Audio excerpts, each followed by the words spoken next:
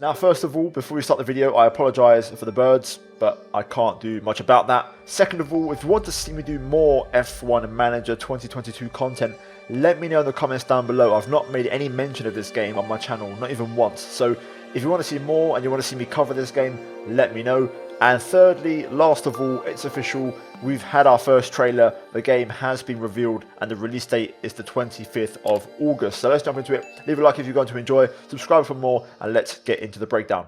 So I'm pretty sure at this point you've most likely seen the trailer, so I'm just going to basically jump straight into the breakdown. If you want to see it, link down below, the full thing. But let's have a quick little chat about it. So we get our first look of the new game, which looks absolutely insane. I mean, we're getting an actually really good level of detail with the new Unreal Engine 5, which is what powers this game.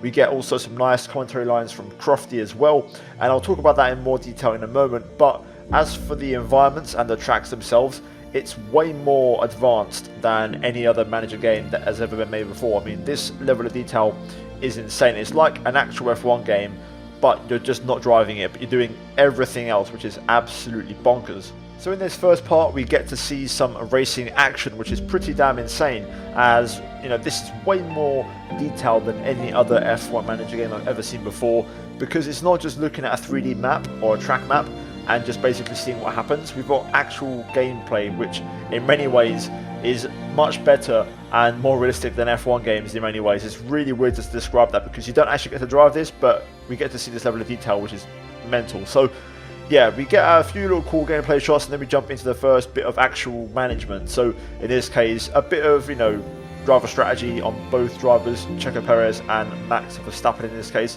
where you can kind of choose when to pit. Do you go for the one stop, the two stop, you know, do you go for medium soft or medium hard? Pretty straightforward strategy stuff, you know, on that front during the race itself. Of course, this is a very basic level of micromanagement because, you know, deep down with management games, of course, you've got the whole kind of when you tell your drivers when to push, you know, what kind of energy to deploy, when to, you know, be more aggressive, more defensive, when you want to try and save tires, you know, do you let your teammate pass, you try and battle your teammate. All these little things are what make management games really, really cool. And I've waited a bit longer to make this video because I've been watching the Twitch live stream as well, so I get a bit more detail. So we're going to jump into part 2, which is perfect your car. And this is when we get a really nice first look at the level of detail this game has and the real kind of nitty-gritty, you know, things that us F1 fans really, really love. So you can see on the left-hand side we have developments, and I was watching the live stream and they were talking about how you can, you know, choose which developments to make, and you can apply them to just one car or both cars, and you have to make spares in case you run out. So there's lots of things to factor in, which is really, really awesome. You know, you're going to run your entire budget, and of course the budget cap this year makes a massive factor. So you can see on the left hand side you've got you know, what the actual upgrade will be. You can choose what you want it to be. So if your car has a lot of drag, you can kind of reduce the drag a little bit and scale it down. You know, you're going to have those kind of properties where you might lose a bit of top speed or might gain a bit of, you know, low corner speed or whatever it may be. You can kind of tune the upgrade to your liking based off what you think your car needs, which is really, really awesome. You know, it's not just the fact you get some upgrade which is preset like in the F1 game. We actually get to define what we need the upgrade for and how we want it, which is really awesome. You get all the little details and the data of the upgrade in the middle of the screen, and then on the right you get how the performance would apply to car number 1 in this case, which I guess is Max Verstappen. So yeah, that's kind of how it works, and it's really awesome to see. Also in the bottom left you've got the show rank on grid. So essentially you're going to have, similar to real life with the AWS stats, you're going to basically see what is a predicted or a rough estimate of what every car's performance is on the grid compared to yours. And then if you click on show car number 2 performance, you can see how the upgrades would look applied to car number 2 in this case, which would be Sergio Perez. So yeah, it's really awesome to see how you can have, you know, even within your own team, both cars be different in terms of the development philosophies, which is pretty decent. You know, you can definitely go in one direction with one car and another direction in the other, try to make it cost effective and see how you can make it work, which is really, really cool. We get a brief little look at the inbox or the emails, which in this case is a rear wing design being complete, along with a few other emails regarding Azerbaijan. It says post-testing result. So a few little things there, little snippets of information, little previews of what we might get, a little look at the design complete screen and how it looks in this case for the rear wing upgrade. We then go through some more cool shots and snippets, and then we eventually get to the racing action. So first of all, they have the official F1 timing tower, of course, you know, slightly modified to fit all the elements on screen. Now, you're going to get to watch the race like a real-life actual F1 race with IRL realistic camera angles, like official, you know, proper camera angles, on board, off board, you know, on the nose, on the side pod, whatever it might be, rear wing, all the proper legit stuff. And there's a lot to take in on this little screenshot right here on screen. So timing tower on the left, you can change from interval, of course, to full race time, to sector splits, to mini sector splits.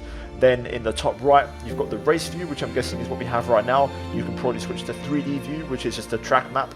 And you can, of course, simulate and speed up the race as of when you feel necessary.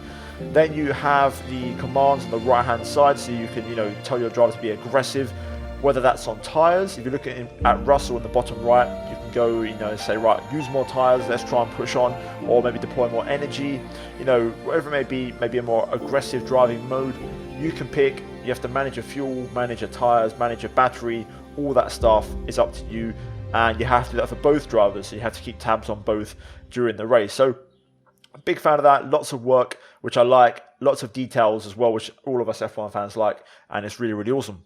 We then get some other really cool action shots at Baku, of course, which is this weekend's strategy. And then we get the execute strategy screen, drive every decision, which is kind of the slogan for this game. And we get more shots of every single car. And then some nice cool podium sequences along with the ending screen and the release date. So worth noting, throughout the trailer, there was one thing that really stood out to me, and that was the radio messages, you know, between not just the radio messages, but also the presentation. So you had Crofty in there, you had Karun Chandok as well, which is really cool to hear him in the F1 game. Then, of course, you have the actual radio messages of the drivers themselves and their actual real-life engineers.